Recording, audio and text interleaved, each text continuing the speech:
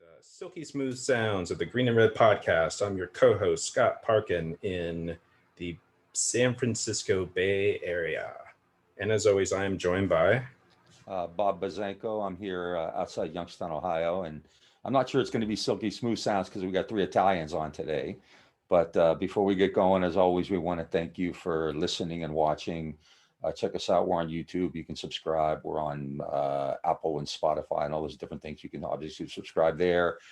Rate and review, share, follow, do all the kinds of things that are necessary so that we become famous. And, we've been telling you that we're in the works to try to get a movie version of Green and Red podcast. I'm also thinking maybe we could do it on Broadway too, kind of do like a one-man, like Springsteen's back on Broadway. So maybe we could do Green and Red podcast on Broadway kind of thing too. So we got a lot of stuff juggling. We got a lot of stuff in the air.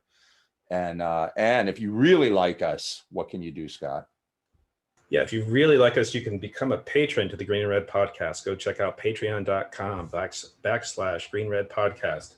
Want to do a special shout out to our M19 brigade, all the folks who have just recently become patrons. We're got a small but rapidly growing Patreon group of patrons, excuse me.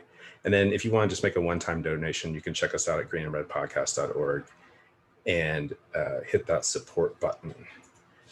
And then today, talking a little bit about today's show, as our fans know, sometimes we talk about serious things like a new left approach to foreign policy, or we've talked a lot about pipeline fights in northern Minnesota and the Keystone Pipeline. Sometimes we like to talk about pop culture. And so, we have the most fun with the pop culture episodes. And so today we are joined by Madison Lynn and John Palmucci from the Fresh Kills podcast, which is a new podcast. And they are two longtime leftists from New York, New Jersey, who believe they bring a little something different and much needed to the existing discourse. When I was doing a little research on them yesterday, I noted that the tagline they use is garbage takes from two garbage guidos. And so they hope to remind everyone that the best part of ruthless criticism of all that exists is being ruthless. And then they also work on, this is what Bob and I have been most excited about for years with other friends of ours out there in the world, which is Socialist Sopranos memes. And so we'll also be talking about probably the Sopranos quite a bit today. And so I want to say welcome to Green and Red, Madison and John. Thank you for having us. Thanks for having us. Yeah. Yep. And I want to say John is a New Jersey Italian. I'm a Youngstown Italian. So I think we're going to have to see today who can drop more F-bombs. I've listened to you guys, and you're the only people I know who say that word as much. When I moved to Texas, people were kind of shocked because they have this bullshit Southern politeness stuff. And so I told them it was the Yankee alphabet: fucking A, fucking B, fucking C. Fucking Anyway, so somebody out there wants to keep count. We're going to see if New Jersey or Youngstown, it does more. So, but it's great. I don't know. Let me start. First, we have been longtime fans of Socialist Sopranos memes, and the podcast just got started fairly recently, right? Fresh Kills, a famous dump in New York, which is an awesome title. So how did you kind of decide to make I'm going to ask you later how Socialist Sopranos got started, because I was always kind of mysterious. I thought maybe you were like David Chase doing it like undercover or something like that, But how did you get going on the podcast? And tell us a little bit about that. Yeah. So basically, I had this idea to do a podcast with my dad, and my dad looks and kind of sounds like Joe Pesci, very New York Italian. We're from Staten Island originally. So and my dad was a garbage man, and he used to work at the Fresh Kills landfill. So when I was thinking of like what I was talking to my dad about doing it, and then I realized he doesn't know how to use a computer. So I was like, all right, let me just put this on the back burner. And I was like thinking of friends I could start it with, and maybe have my dad on once in a while. Because the other thing too is me and my dad have like nothing in common. So I don't know if it would just be a good podcast or just me and him arguing, and it would like basically be my family trauma in public. But I was like, okay, let me think about this. So you know what, me and John clicked on a lot of things politically. Like we both really like Glenn Greenwald and some other like people that critique the left and stuff like that. And I was like, oh, John, we're both like pretty disillusioned guidos. Do you want to just yell on a podcast at each other? And he was like, yes. And literally like 3 days later, we just started recording. So that's basically how that happened. Yeah, I mean, I thought I was dreaming when Madison asked me to do a podcast with her, because and like the ensuing days of planning it and all that, it made total sense, and like we just clicked on all cylinders, and we're just having a blast. Sometimes something just makes sense, and yeah, I've been wanting to do a podcast for a long time, and it was always like, okay, I'm not going to do it alone because that would be fucking stupid, and no one would want to fucking listen to an asshole like me. So to have someone basically just fall out of the sky and ask me, incredible. I'm truly blessed. That's kind of how we got started. We were talking about it for a long time, but we finally decided to, because not a lot of people want to be around me, which is hard to believe, I know, because you can just tell what a naturally charming and humble person I am. But now I've listened to like bits and parts. I've listened to like 2 or 3 full episodes just recently in the last couple of days. And then I've listened to bits and parts. And I mean, you're kind of like, you just kind of, whatever's going on. I heard you go off the other day about Grimes and Elon Musk and Saturday Night Live. And I'm not going to get into about your opinions of Pete Davidson, who I do not like. And but we'll let that go. But is like, you just kind of get together and you say, hey, let's talk about this today. Or is there any overriding ideas Yeah, I mean, we just send each other like just links over email or text each other, be like, did you see this fucking stupid thing happen today? Like, look at all these idiots on Twitter are upset about this today. And so like, that's kind of how it starts. We always try to talk about, like, we try to center it around like leftist kind of stories and ideas or whatever, just to keep like, that's mostly our quote unquote audience through Left Book and Left Twitter. But yeah, I mean, I'm down to talk about anything, and usually it turns into some kind of leftist discussion. So yeah, we spend the week kind of going over things. Oh, this popped up, and then the day of, it's like, all right, what are you gonna do? What are we gonna do? It's we don't do a ton of show prep, but I like it that way. It's really off the cuff. It's not. It's more raw and real, and not this. You would have to do show prep if like you're interviewing someone or something like that. We haven't done much of that yet. We've had one person on so far, who's a friend of mine who wrote a book, so that was kind of easy. But yeah, just kind of wing it, and we're both kind of good at that. So why mess with it? Why? And I think that's both of our personalities. Is like just plan ahead, but not really. Just have a rough idea and go with it. It works because we already know what we think. Yeah, for sure. And how coming into doing a political podcast, having a political site that's a spoof on pop culture, like what sort of like how did you come into politics? What's your like how would you like say? I mean, sometimes there is no description, but just like kind of give us a little bit of a taste of like some of your like political views or political background or any political organizing you may have done. Yeah, I actually used to be in the IMT a long time ago, the International Marxist Tendency, which is a Trotskyist organization. It was a part of Socialist Appeal, that newspaper, and we used to like go out and sell those papers and organize some protests. I live in Minneapolis now. I'm originally from Staten Island, but now I live in Minnesota and Minneapolis. And there's a big leftist. Was this culture there last week? Yeah, I know. I was interested to ask you about that a little later, but yeah, so I was involved on campuses here and like some little bit of organizing. I'm also a restaurant worker, so I've helped like organize restaurant workers, for healthcare, and like tried to do some union stuff. It's really hard in the restaurant industry, but that's kind of my organizational background. Theoretically, I'm no longer a Trotskyist like I used to be. Definitely a little bit more disillusioned and stuff with a lot of leftism, just based on. I was actually just listening to your guys' podcast on with Ben Burgess, and just the beginning part, and when he talks about leftism, I agree with a lot of his kind of critiques that he had on that episode. But I would say that I'm still like a Marxist. I would say socially and culturally, I'm not as left-leaning as some of the psychos on Twitter, or if any of that is truly considered leftism. But yeah, I would say that's like where I'm at right now. It's an ever-evolving process for me, so we'll see what happens in the future. John, you're I mean, if the Socialist Sopranos are any indication, you are like an expert in the the sectarianism of the left and the various different, like, which fascinates me all the time. So, and I believe I read you were in the SP, or you still are in the SP? I am the state chair of the Socialist Party of New Jersey, as well as on the national committee of the Socialist Party USA. I'm shocked I'm still allowed to be a member, having done something like 7 or 8 episodes of our podcast and just going, just like totally saying whatever I want about anything. But yeah, I was very into left politics when I was like a teenager, like the whole anarcho-punk kind of thing. Then I go through college and kind of moderate a little bit and all that.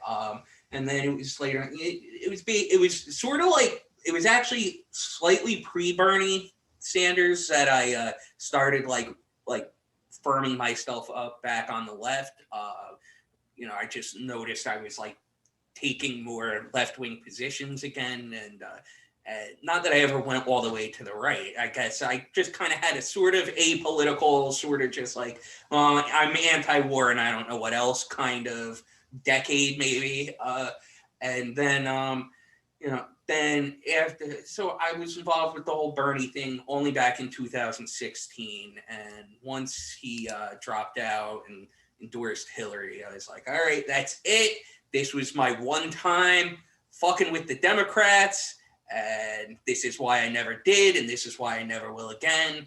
So I was like, let me belong to something, feel like I'm doing something. The Socialist Party was active in New Jersey, more active than the DSA was, and I would make an argument that they don't have that much more. They've obviously grown in the last few years, but they're still not that much bigger or active or any of that stuff. I'm sure. I hope no one from the DSA listens to this because they don't like me. Oh, really? I was curious because Scott and I have been we're contractually obligated to take a hit at Jacob in every show. We have to say something. Okay. Yeah, right. And it's like sometimes they'll publish something awesome, and then it's just like crap. But I feel the same way. Like it's great that this stuff is growing, but like we have 100,000 members. Like this is a fucking country of 330 million people. So I think we should like kind of try to keep things in perspective a little bit. Yeah, I said that on one of the podcasts. I was like, they have like less than 0.00002%. You know what I mean? It's like, how ineffective are you? Yeah. But anyway, yeah, I was, and when I heard you've kind of taken some digs at like kind of wokeness and cancel culture, which is something we've done as well. Which, I'm a university professor, which is Jesus fucking Christ. It's like everywhere. Oh yeah. I mean, you have to be careful about everything you say or you're going to offend somebody. And, I used to be, I'll try to be brief. I was department chair, which is a whole nother thing, right? It's just, that's scary. It's like junior being in charge of the family, right? And I was at a meeting once and like, it was kind of mayhem and I didn't have a gavel or anything. So I just like said, shut up. And some woman in the department says, okay, Tony Soprano. I was like, man, if I said something like that, I'd be like hauled before human resources tomorrow. But since it's about Italians, you can get away with it anyway. So that's a compliment, in my opinion. I wasn't really upset about it. I figured, like, if they're gonna be afraid of me, at least maybe they'll shut the fuck up. But anyway, I'm sorry, but Scott, I know you had something to say, and I keep cutting you off. I'd say he's in trouble. He's with 3 Italians, so getting a word in, it's like my second wife. Well, both my family. I said you married 2 white girls. My second wife was a Medigana. The first time she met my family, she was freaked out because we're all like talking and grabbing for food and eating and wine, and she's just in the corner shivering, thinking that like Luca Brazzi's going to come out or something like that. So anyway, Scott, I'm sorry, we're being very Italian around you. No, it's all good. It's all good. One of the things I've noted from your podcast, and then also from some of your memes, is that you're pretty hyper. And we've done shows on this as well. Like there's the Canceling Comedians While the World Burns episode we did with Ben.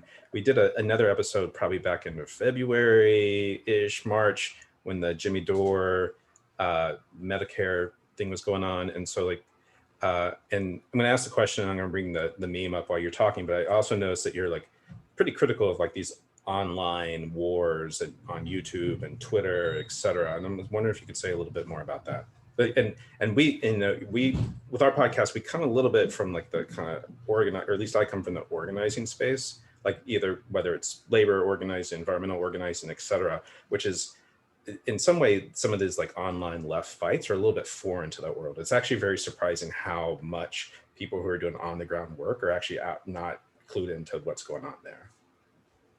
Yeah, well, I just kind of like roll my eyes at all those like beefs with like Jimmy Dore and the Young Turks, and I think that's like the latest one. And who's the other guy? This secular Roush guy. It's like, and my thing with all these people, yeah, this one. This is such a good meme, yeah. Yeah, I reuse that format over and over and over. We actually have another one, right, where it's the scene when after Tony kills Ralph Cifaretto, and Christopher comes in and he sees him dead on the floor and he's shot, and it's Ralphie dead on the floor and it says the left. It's Christopher all shot and it says the left, and then it's Tony saying, "I found him this way," and it's saying the left. so it's like, but yeah, my thing with like these leftist YouTubers and all, it's like, what is their stake? What is their like stake in all this other than it? I don't like to use the word grifter. A lot of these people have been around before even the if you want to say like left politics took off, or at least re-entered the conversation, or whatever you want to call what's going on now. But like none of them have ever really participated in it or anything. So it's like occasionally they'll have like a criticism that like stumbles onto the truth, but rarely it's like anything worthwhile. Now, as opposed to someone like Ben Burgess, who you had on, that's someone who's been on the left for a long time, and so he's participated in organizations and whatnot, and so his criticisms come from like a real experience, not just the observable online left universe, if you will. So it's amazing to me that these people have these careers based on it. Yeah, that's the one. I love that. You sound like us, because I mean, we've said that many times. It's somebody can Google something for 30 minutes and then all of a sudden is an expert in it and is all over the internet. And I know people who've worked on things their entire careers and nobody knows who the hell they are. I mean, I don't know whether you're close to him or not, but I refer to the vicar of New York, Douglas Cardinal Henwood, who is now an expert in everything. He's a great economist. I really believe I've learned a lot about economics from him. But now, no matter what it is, he's the fucking go-to guy. And it kind of annoys me, to be quite honest, because he says a lot of bullshit. And like, I know people who really know this stuff and they're nobodies, because they don't have this kind of internet presence, this media presence. Oh yeah. That, just gets kind of it's often artificial and it's just kind of created. I don't know. It's kind of like the what was the stock that Chrissy and those guys were selling, just made up. Yeah, just made up. Yeah, it's kind of like that. Yeah. Yeah, I do want to say about the like the online and the organizing space never really connecting. I think like what I noticed in Minneapolis is actually there is an overlap, and it's super dangerous because, like, for instance, there was this movement during COVID to organize the restaurant workers by not Restaurant Workers of America. It's like their union number 19 or something like that. But they try to organize restaurant workers, and they had a meeting in a park at a socially distanced, protest, and to talk about, our conditions as workers during COVID, interacting with the public, et cetera, et cetera. And someone had shown up and they had posted a meme that maybe was construed as racist, and a bunch of people kicked him out because of a meme that he posted weeks ago. And I have noticed, I mean, Minneapolis is a smaller leftist city, and like you get as small as something like Restaurant Workers, And then some of these things do kind of overlap that I've noticed. Like people have lost jobs in the bartending and other scenes here, like food scene, bartending, whatever, over memes that they've posted or jokes that they've made online. And like when they try to show up to organize like with other workers and be like, hey, I want healthcare, they're not allowed. And it's absolutely damaging to the movement as a whole, and like obviously to restaurant workers ourselves, but like to the political ideology of being like organized one class of worker as a whole too. Yeah, I mean, that's one of the things that we talked about with Ben, and something I've talked about quite a bit in the past, is that there's a, when we kind of get into this like cancel culture, or as Ben points out, which is the way I've seen it, more aptly put, call out culture, is that, that also doesn't, that like, as organizers and as movement builders, our goal should be to, make the we as big as possible. And so like in my world, I've been an environmental organizer for 15 years. And like, I've worked in Appalachia, working in like coal communities, and it's like really hard. Like it's not Boulder or Berkeley or Brooklyn. Yeah, pronouns aren't real important to them, are they? Right. Yeah. Yeah. And, but those are like people that we should be organizing. Yeah. And so, that I kind of feel like this sort of leftist culture is like, is highly problematic. And I also feel like those working class folks that we're trying to communicate with, it's not necessarily like this, like, the white working class everyone talks about. It's multiracial, multi-generational. Right. Yeah. And like folks in, lots of different communities get really turned off by, some of these like kind of more elite left sort of, cultural tendencies, I guess you could say. And, I mean, if you don't know the language, you're not in the club, right? Yeah, I do want to say that I do feel like there's like, we do have a serious racist history of oppression in this country, and so I don't necessarily think that we've come to that place just out of the blue, or it's some divisive thing, but I feel like it has become that. Yeah, absolutely, I agree. Yeah, racist, sexist, whatever. What kind of as garbage guidos, or what kind of have you gotten much response yet from either other lefties, or it's like, it's like Melfi's ex-husband coming after you guys for defaming Italian Americans? Anybody like that giving you a hard time? Or no, not yet. I mean, I have had leftists come after me for just, I don't know, bullshit or whatever, but not like about, so far we haven't been too racist against our own people. But I mean, anything's in the cards. We can try. We can work on that if you want. We can do that here if you want. Because I guess once it's seen as like, oh, you're getting into podcasting, that it's like, oh, you've given up on the struggle, and you're doing a grift, even though we haven't set up our Patreon yet, like we're going to do all that stuff soon. But, we want to give the first several to everyone for free, and see, and figure out what we want to do and all that. So people use the fact that I have a podcast to take a dig at me here or there, but I don't care. Like, I just get off on that, to be honest. Like, okay, yeah, all right. We had one review though that stuck out to me. Someone gave us a 5-star review on Apple podcasts, and it said something like really good podcast, really funny podcast, occasionally broken up by the alarmingly bad take. Like, it's like, wait, you like us that much, but you think that like, I want to know what's alarmingly bad. But I guess our stuff on COVID. Yeah. I guess like, you could listen to us and be like, yeah, they're funny. They have personalities. They click. This is a decent podcast. But holy shit, I do not agree with them on this or this or this. That's kind of that's our whole thing. That's why we started this. Like, my mother had a saying, and no one ever knew what it meant, but it's the greatest cut down ever. And she would tell this to my father all the time. She'd say, "Nick, you talk like a man with a paper asshole." And I have no idea what it meant, but that's still like a family go-to. Like, it's, like when somebody's like, you talk like a man with a paper asshole. So, well, yeah, we get that too. So, like, I want to guys switch over to Socialist Sopranos memes, because it's just like so fucking inspired. And when I saw it, I was just like taken in immediately.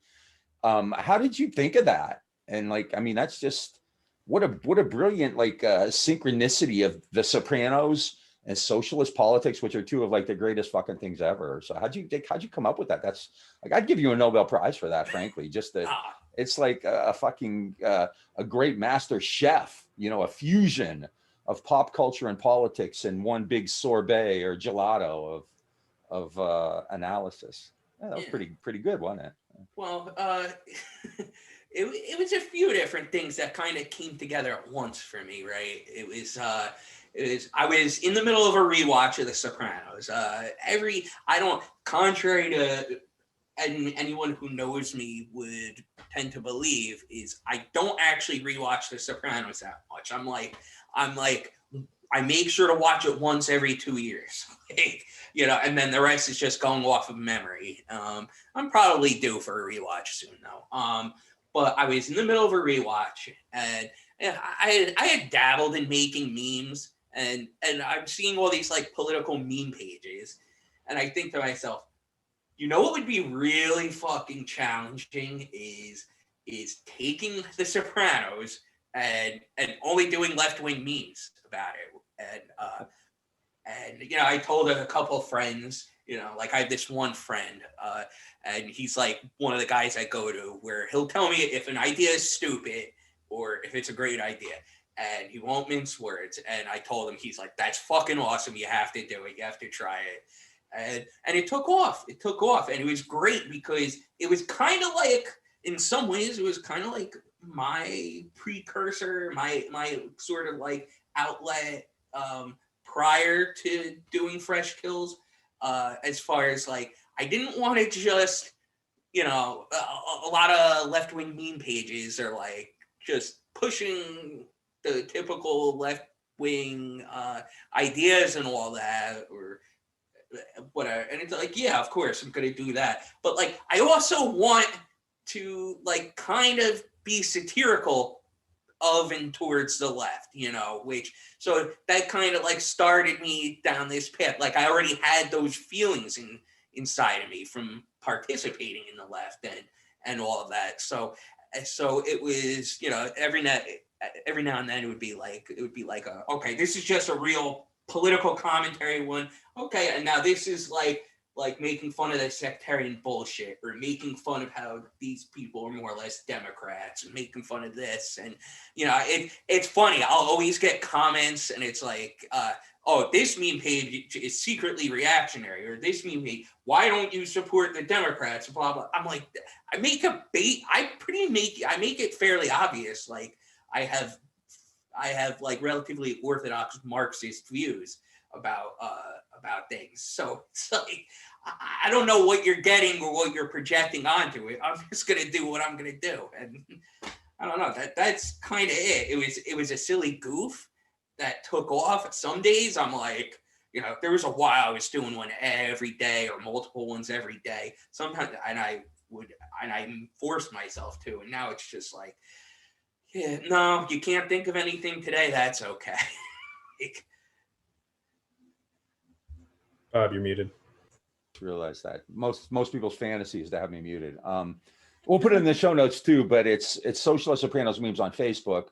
On Twitter, you're Gabagool Marks. Yeah. And you're Gabagool 420, I believe. No, that's my name, my handle, but my actual one is @DickExpert. Okay. And that is a reference to a drill tweet from a very long time ago drill tweet. Okay. At Dick Expert and at Gabagool Marks. So just Socialist Sopranos memes just too long for Twitter. Yeah. Now, I mean, you know, there's so many I like whenever the ones with Richie April with the coffee pot are always some of my favorites. And of course, the ones where Tony finds out Livia died are timeless because you do so much with those. Like, do you have any like particular a specific meme or a particular image that you like to go back to that's kind of your favorite that you can just like do so much with? The two you named are ones that I like to use. Yes.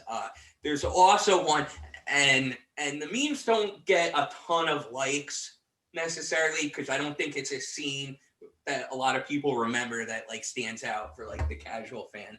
But one that I like to use is from when from when Tony is dreaming and he's like sick and he's dreaming during the whole when he's realizing pussy's a rat thing, and he's on the boardwalk at Asbury Park, and he sees the gas canister, right, and then he runs over to it and he pours it on himself and he lights a match.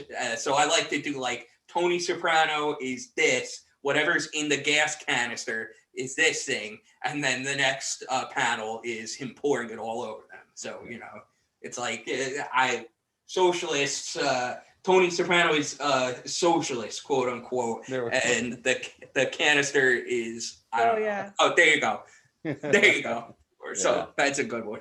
No, yeah, I like that one too. There's other ones I don't use often that I really love. Like there's one where from the Pine Barrens episode where it's the scene where Paulie and Tony are talking on the phone and Paulie's not totally hearing him, and it's like, you know, oh, he's an interior decorator. Really, his apartment looked like shit.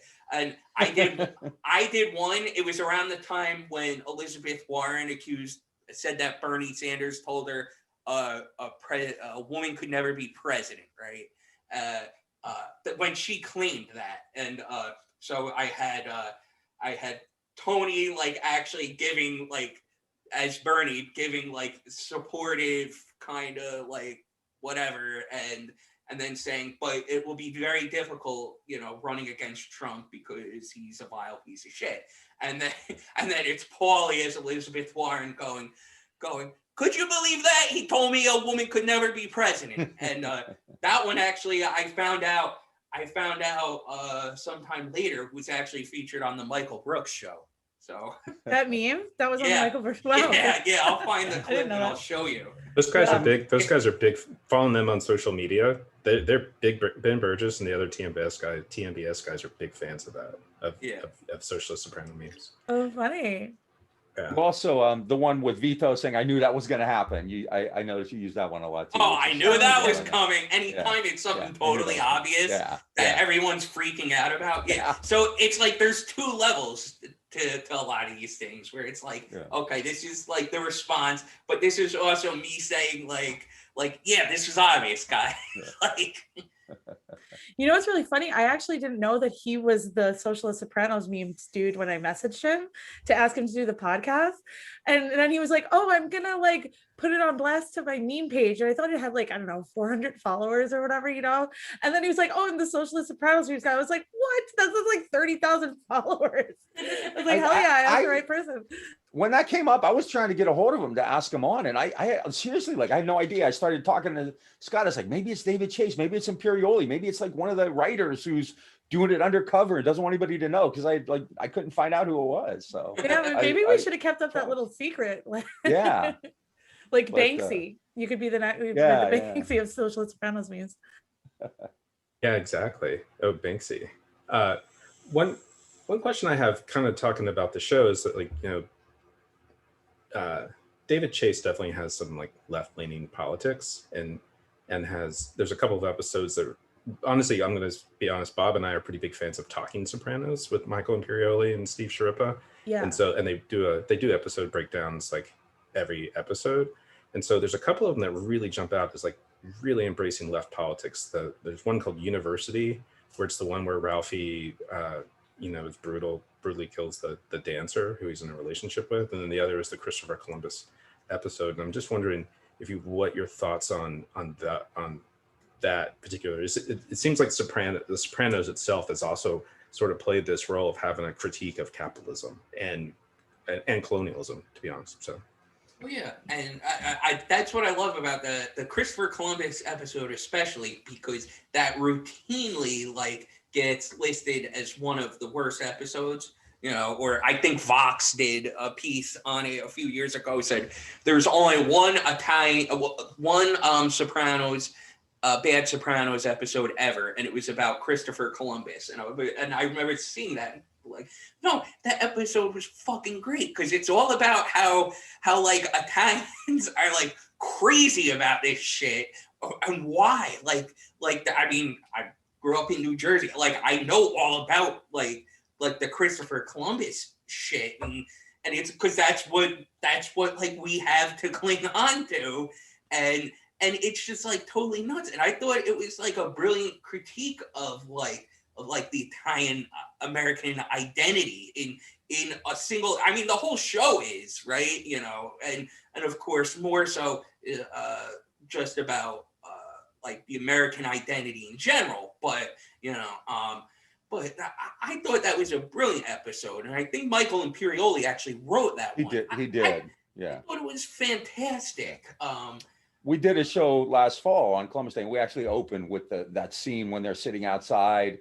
And it's also cool. My family's from Sicily, so you have Furio saying, fuck Columbus, fuck the North. Right. Because that's an element of being Italian that I think most people aren't aware of. So I thought it was brilliant as well.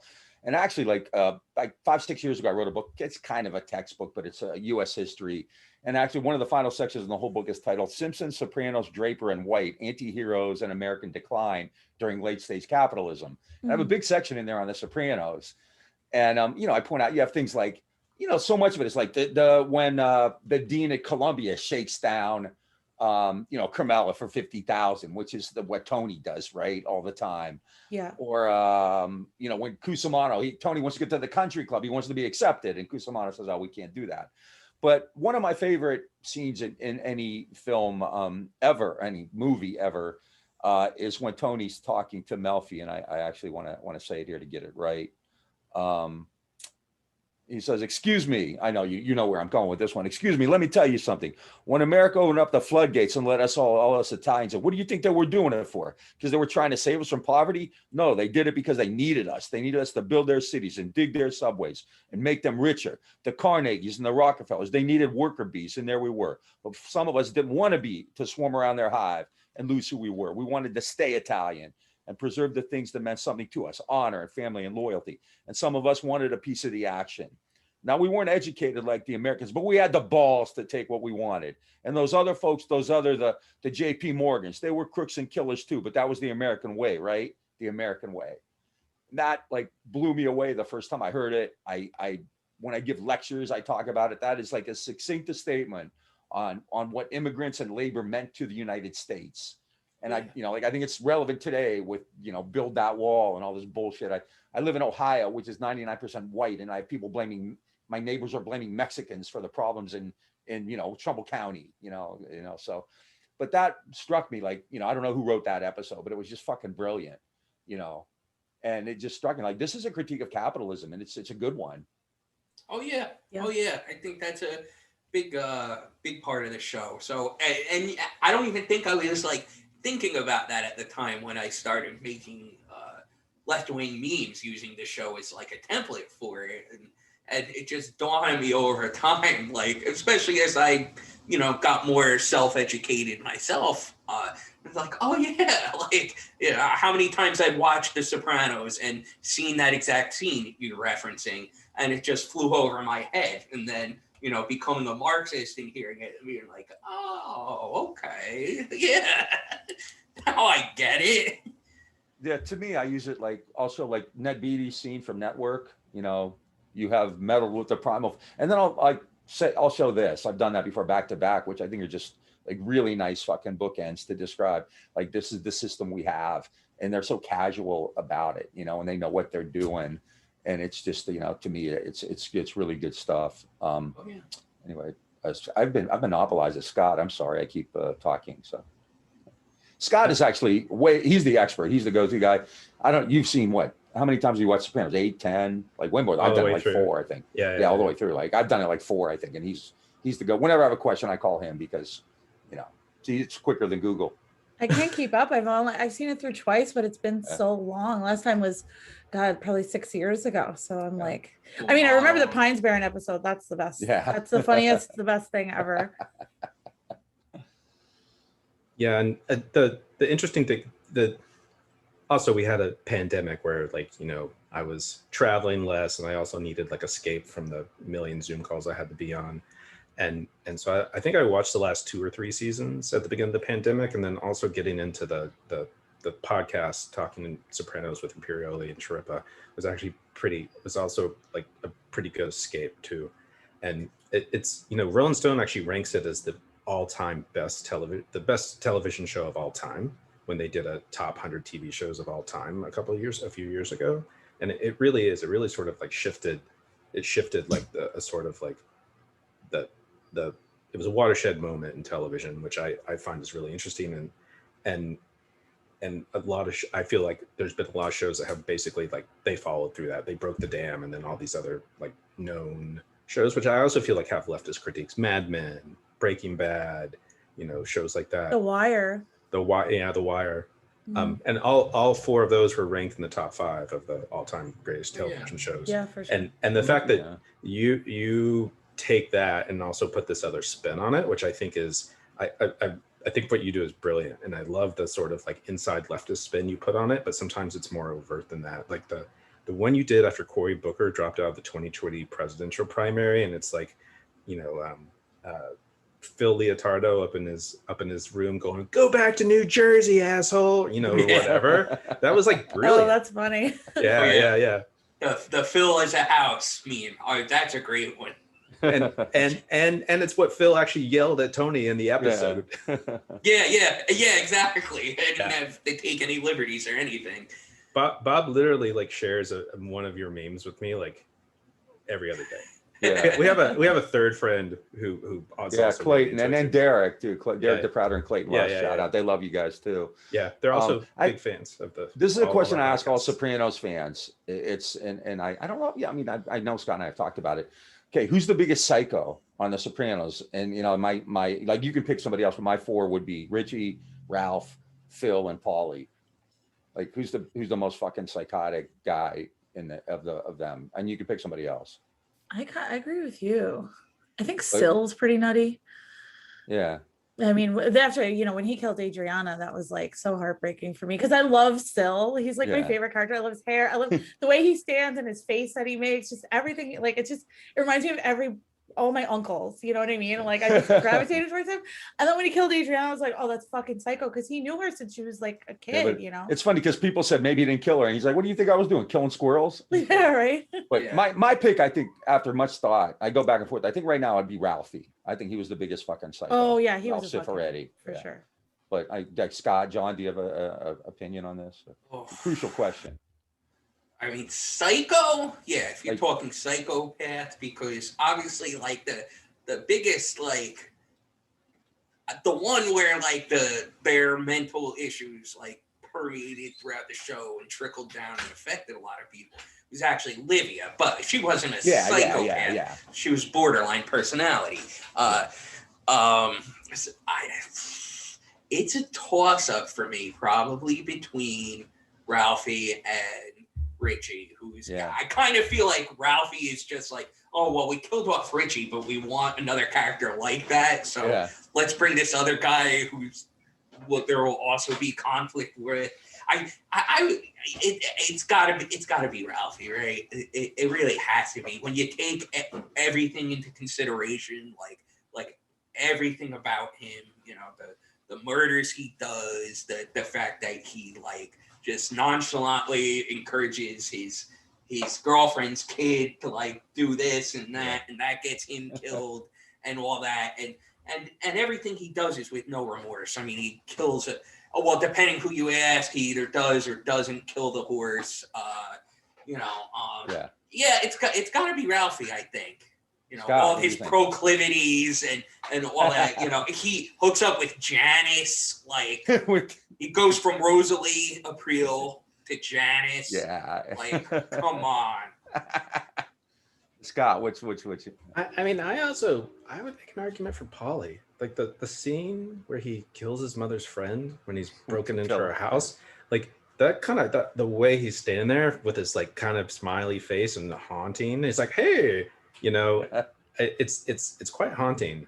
And the one I'll give Paulie is when him and Christopher, where is it? When they're in Atlantic City. Yeah. And Christopher didn't tip him the waiter enough. Yeah.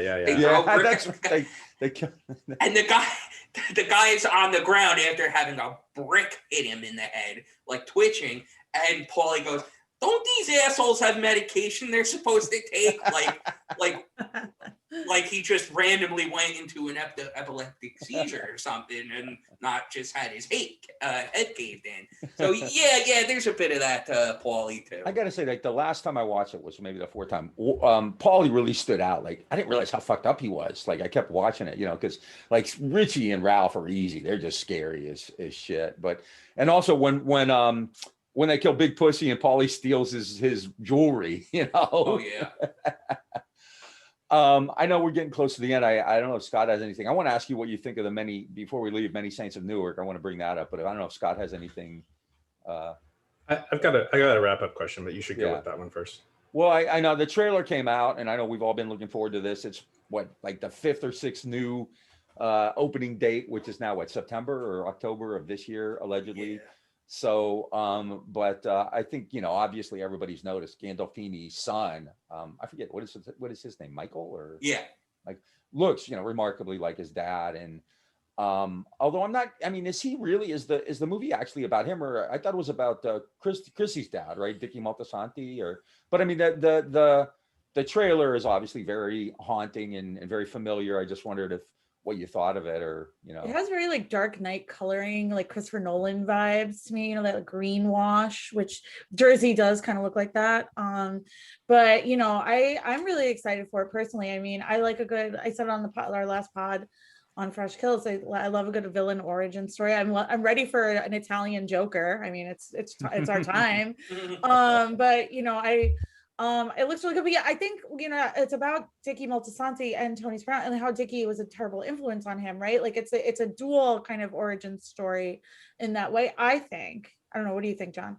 Yeah, I think if I had to guess, it's probably more, you know, it's probably like a primary, secondary protagonist, if you will, I guess, kind of thing where Dickie is sort of the main character, but you got Tony there, and it's the Sopranos.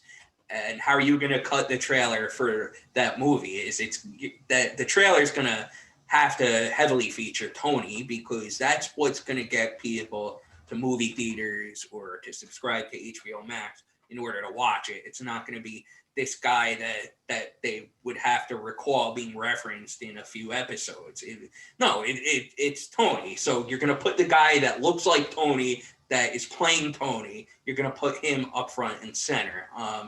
Yeah, you know, people are already going crazy with their fan theories. And one thing I actually hate, even though I love The Sopranos and I love prestige television and all that, I hate all the fan theories and how people just run off and think it's like this puzzle box they have to unlock, like it's Hellraiser or something. Or like, Lost. Yeah. I showed Lost. Well, Lost is kind of why everyone does that. And now people are like rewatching The Sopranos or getting into it for the first time with those Lost kind of sensibilities. And to me, that takes a lot out of it. Like when there's genuinely a mystery, then there'll genuinely be a mystery. David Chase didn't do much of that. The Sopranos was like mostly like an episodic TV show. There'd be like some overarching things, of course, but it wasn't like this is this season's arc and this is,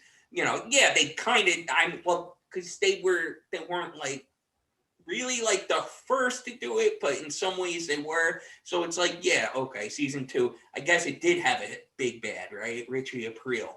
But I don't know. It's just enjoy it, you know. And now everyone's saying, oh, Carmela looks, the person playing Livia looks just like Carmela. First of all, I don't really see it other than, okay, they're two Italian women playing Italian women of roughly the same age in New Jersey, like, you know, and they're saying, well, he was attracted to Carmela because it reminds him of his mother and all that. And to me, it's like, no.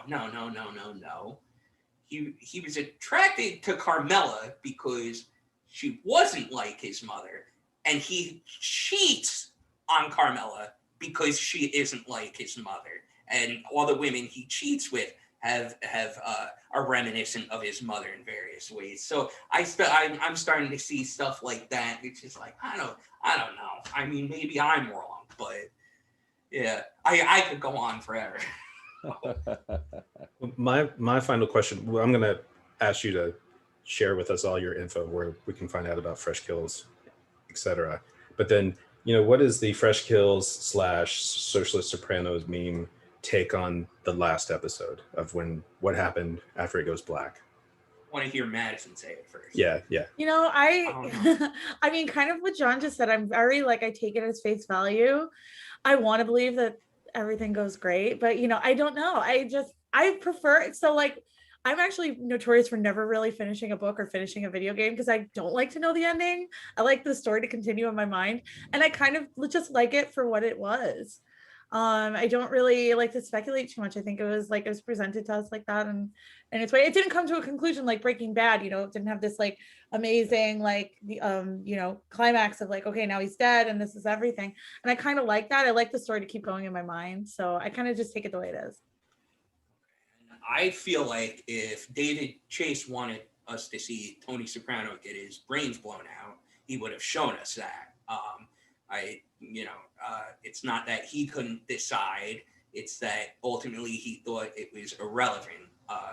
And maybe that isn't even what he was trying to say. Was that he either lives or he dies? I mean, that's just something we've all projected onto it. Ultimately, it's just okay, we know a lot of shit's coming down on him. He basically has no crew left, right? All the top guys have been whacked. Silvio's in a coma, and he's got an indictment coming down, and it really doesn't fucking matter. That to me, that's why he goes to black, because he's gonna deny you that ultimate closure, because that doesn't matter. What does Tony? First of all, if Tony just lives, there's no way to tell that, And if Tony dies, what does that bring to? What does that add to it? So I feel like if he wanted Tony to die, then he would have killed him on screen, and that would have been that, And so I kind of default to say, well, yeah, Tony lives, because that is the heterodox view. Yeah. Most people seem to think he dies. But yeah, so I'll say he lives by virtue of the fact that we don't see him die. So, yeah. And I don't think that's the point of that final scene. I agree. I mean, I think the show ended. I mean, Imperioli has said, when you finish a book, you just close the book. It's over. You read the last page, it's done. Yeah. And he compared that to the ending. He and Shiraba both, I think, have said it's nothing happened, But yeah, some of the stuff was crazy, the members only guys, Tony killed that guy when he tried to, jack the car. So, all these people were just with these insane, theories that, just were ridiculous. But yeah, I think the show just ended. Yep. But yeah, I agree. It's just ended, the story's over. The story's over. Close the book, whack the show, however you want to refer to it. But, man, there's a lot of stuff I didn't even bring up, but we will have to talk again sometime. We could have a whole show on Little Carmine, who I always found fascinating. Oh, I did not know this until I heard him interviewed. Chase based that character on George W. Bush. We're on the precipice of a Stagmire and all that kind of shit. But it was specifically, Ray Abruzzo was interviewed. So anyway, but thank you so much. And tell us about how to listen and view and all that kind of stuff, what you're doing. Yeah, so we're on Spotify. Just look up Fresh Kills. We're on Apple Podcasts, and I think, John, you just put us on Google Podcasts and Stitcher, correct? Yeah. Okay, and then we also have our website. It's Libsyn, which is, so you can go to freshkillspod.libsyn, and that's called LIBSYN .com. And so that's our RSS feed if you ever want to access us. We're also on Twitter at Fresh Kills Pod, everything else at Fresh Kills Pod, Facebook, etc. Find us all on those things. And yeah, we also have an email if you want to email us and annoy us, freshkillspod@gmail.com. So. And at Gabagool Marks and at Dick Expert. Right? Yes. Okay. And we have a YouTube that I have to put more videos on. Okay. I've been slacking in that department. Yeah, we both went. John just had a baby. Yeah. Oh, that's right. I forgot. I was gonna congratulate you. I hope it was a masculine child. So. Yeah, John just has a baby. I work in the restaurant industry, which is crazy. So our schedules are all over the place. We try to keep up with content, but we'll be having more soon. Once the baby grows the fuck up already. Yeah. So, folks, you've been listening to John and Madison with the Fresh Kills podcast and the Socialist Sopranos memes. We've been talking about socialism, and we've been talking about organizing, and we've been talking about the Socialist Sopranos and the Sopranos. You can check us out you can check out the Green and Red podcast on Facebook, Twitter, Instagram. We have our YouTube page. We'll be posting this video, and you can check us out on all of your audio podcast listening platforms. And if you want to become a patron, check us out at patreon.com/greenredpodcast. Or if you want to make a one-time donation, go to greenredpodcast.org and hit that support button. It's been great talking today. It's always fun. The pop culture politics episodes are always the most fun, in my opinion. And so everybody stay safe out there, and we'll talk to you again soon.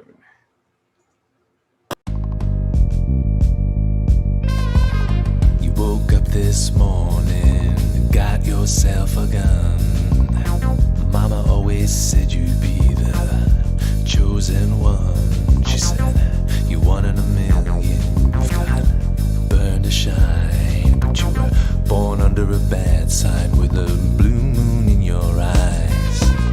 You woke up this morning, all that love had gone. Your papa never told you about right and wrong. But you're looking good, baby. I believe you're feeling fine. Shame about it. Born under a bad sign with a blue moon in your eyes. Woke up this morning